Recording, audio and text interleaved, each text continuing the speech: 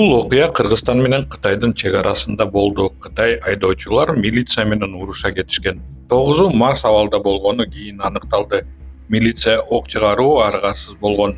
Эми 3 камакта Кытай жарандарына бийлик өкүлүнө зомбулук көрсөткөн деп иш козголгон. Бул камерага түшкөн окуя, бирок ушуга окшогон дагы бир жаңжал коомчулук билбей калды. Торгардагы чек ара постунда Кытай Кыргызстан Өзбекстан темир жолу курулуп жаткан аймакта Кытай жумушчулары кыргыз чек арачыларга кол салган. Жыйынтыгында 6 кыргыз аскери оор абалда реанимацияда. ГКМБ бул ишти жаап, маалыматтын тарап кетишине жол бербөө аракетин көрүүдө. Бул бизге белгилүү ишенимдүү булактардан алынган маалымат.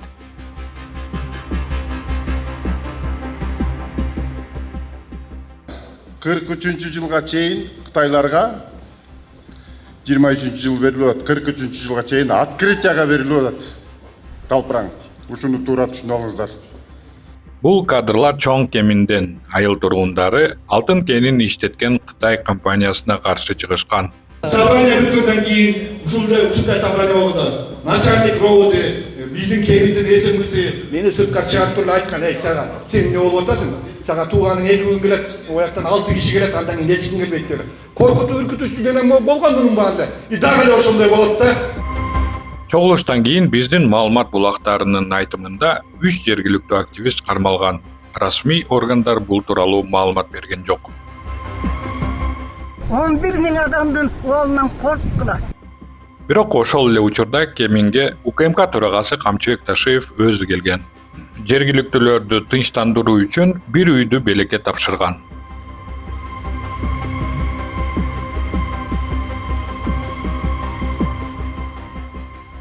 Бул арада ошол эле айылдан 3 тургуну бүгүн дагы камакта экенин айтылат. Ал эми алтынкен иштеп жатат.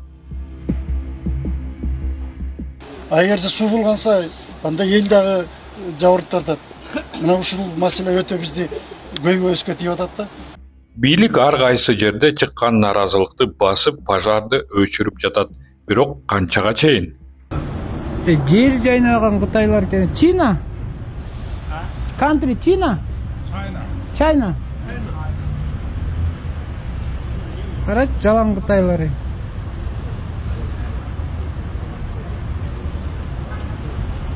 Чина десе, China дейт экен да булар.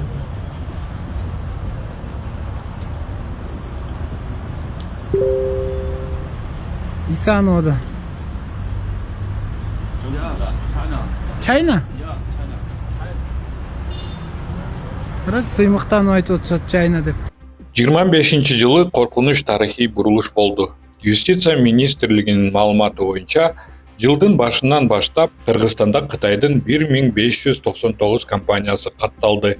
Ал эми Россиялык компаниялар болгону 811. Мындай көрүнүш Кыргызстандын тарыхында биринчи жолу Кытай Россиядан ашып кетти. Кытай 4 жылда кытайлыктар 10 эсе көп компания ача баштады. Россия 25-жылы жаңы ачылган компаниялар 2 эсе түшкөн. Кыргызстан 24-жылы өсүмүш болду, бирок андан кийин ылдыйлап баштады. Европа жана АКШ акырындык менен азайган. Казак компаниялар 23-24 жылдары Кыргызстанга активдүү кирген, бирок 25-жылы 15% төмөндөдү. Бул жөн эле бизнес эмес, бул көзгө көрүнбөгөн өзгөрүү. Кыргызстандын экономикасы өз нуугунан чыгып, башка өлкөнүн агымына түшүп бара жатат. Добросовестных российских компаний, которые развивают экономику Киргизии, создают новые рабочие места, входят в число крупнейших налогоплательщиков. Конкретные факты противоправных, иногда вымогательских действий изложены в дипломатической ноте российского МИДа. Бул сөздөрдү Мишустин түз эле биздин премьер-министрге айтты. Орусия бизнесмендерден пара талап кылып жатышат деп ачык жарыялады. Мындай билдирүү дипломатияда каттуу эскертүү. Сотрудниками ГКНБ Кыргызстана был незаконно задержан мой супруг, казахстанский бизнесмен и общественный деятель. В отношении него фабрикуется дело 13-летней давности, не имеющее правовых оснований и доказательств. Сейчас данные люди вымогают с нас $2,5 миллиона одновременно осуществляя рейдерский захват завода «Казбренд», расположенного в специальной экономической зоне. Россия эле эмес, эми наразы болуп жаткан казактар да. Сентябрда казак ишкеринин жубайы Токаевка кайрылды. Үйөмдү Кыргызстанда мыйзамсыз камашты деди ал. $2,5 миллион талап кылып жатышат, заводун болсо тартып алышууда. Жаңы ачылган россиялык жана казак компанияларынын саны кескин азайды. Бул жөн эле статистика эмес, бул ишенимдин, коопсуздуктун жана эркиндиктин көрсөткүчү. Бизнес коркуп жатат. Жаңы ачылган кыргыз компаниялардын саны да көбөйгөн жок. Ишкерлер өлкө ичинде өзүн корголбогондой сезип калды. Бүгүн эң алсыз бизнес Кыргызстанда. Бирок бул Кытай компанияларга тиешеси жок. Садыр Жапаров Цай менен жолугушту. Мамлекетибизде мындан ары дагы Китайские инвесторы. Кытай инвестору келген. Китайский. Кытай эли. Кытайлык. Кытай эл.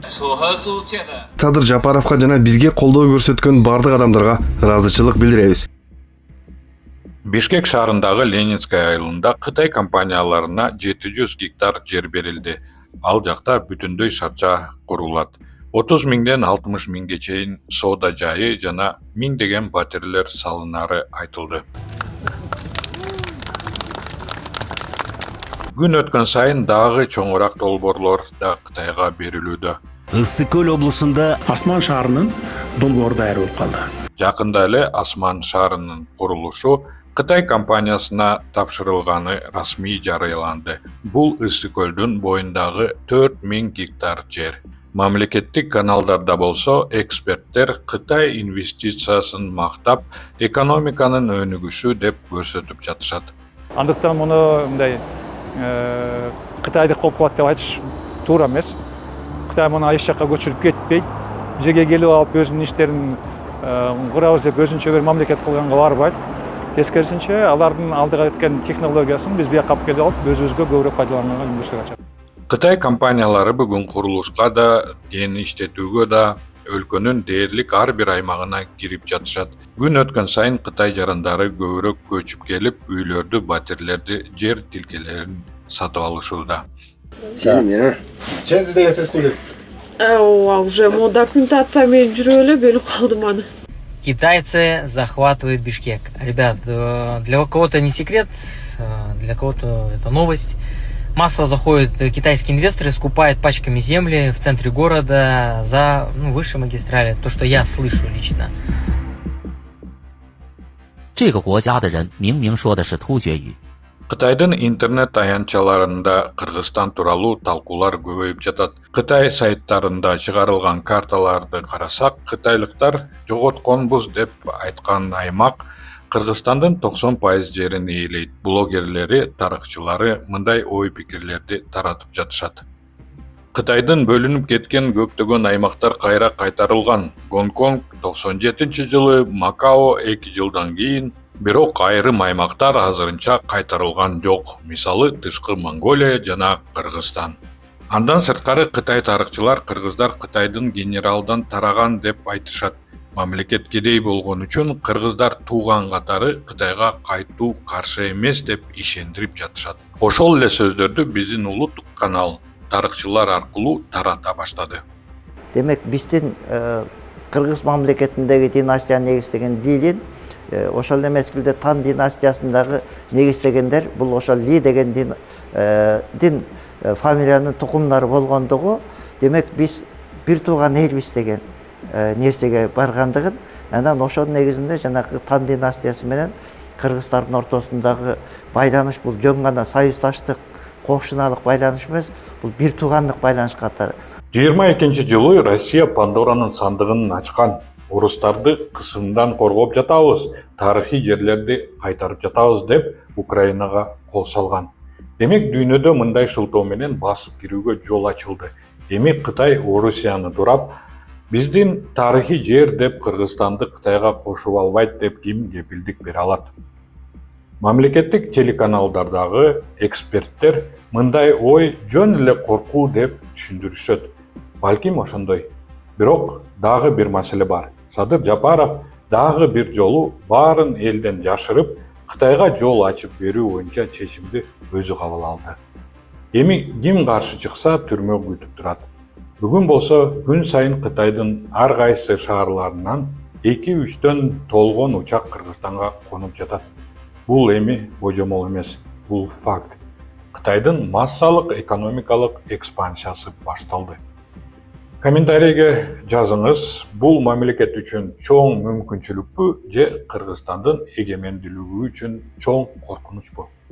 Саламат болгула. Бийлик биздин оозубузду жапканга аракет кылып жатышат. Камоо, кугунтук, басым кысымдар. Бирок биз ушундай тоскоолдуктарга карабастан ишибизди улантып жатабыз. Бизди Patreon'дан колдоңуз. Бул эмне үчүн маанилүү? Сиздин колдооңуз бизге көз карандысыз иликтөөлөрдү жүргүзүп, коркунучтарга карабастан чындыкты айтууну улантууга мүмкүнчүлүк берет. Бизди кантип колдой аласыздар? Төмөнкү шилтеме аркылуу өтүп, Кемиров Live Patreon баракчасын ачыңыз.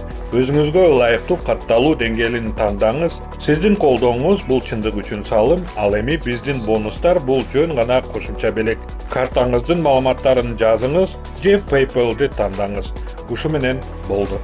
Биз чындык үчүн күрөштү уланта беребиз. Көз карандысыз журналистканы колдоңуз, шилтеме төмөндө.